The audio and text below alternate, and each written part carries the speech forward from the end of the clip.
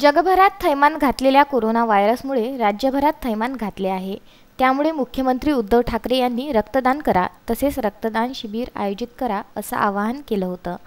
त्या आवाहनाला अमरावती जिल्ह्यातील तिवसा येथे प्रतिसाद मिळाला असून गुढीपाडव्याचं औचित्य साधून केंद्रप्रमुख दलवील व्यास यांनी पुढाकार घेत आजारग्रस्तांसाठी रक्तदान शिबिराचं आयोजन केलं। अमरावती जिल्ह्यात 357 रुग्ण आहेत, तर कोरोनामुळे अमरावती जिल्ह्यात रक्ताचा तुटवडा निर्माण झाला आहे। तर अनुवंशिक आजार असलेल्या थॅलेसेमिया या आजारग्रस्त रोगांना दर 15 ते 21 दिवसांनी रक्त द्यावे लागते।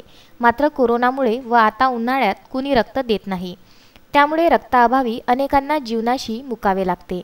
त्यामुळे या कोरोनाच्या सावटाखाली सर्व भयभीत असल्यानं या परिस्थितीत तिवसा येथील जिल्हा परिषद शाळेत रक्तदान शिबिर आयोजित करण्यात आलं। यामध्ये 51 नागरिकांनी रक्तदान केलं। यावेळी केंद्रप्रमुख दलवील व्यास, नगराध्यक्ष वैभव वानखडे, रश्मी भोजने, विनोद पटेल, प्रियंका रिठे, विलास देशमुख, विनायक पवार, विकास काळमेघ, सुधीर गोंडसे यांच्यासह इत्यादींनी सहकार्य केलं। सचिन ढोके, विदर्भ न्यूज, तिवसा।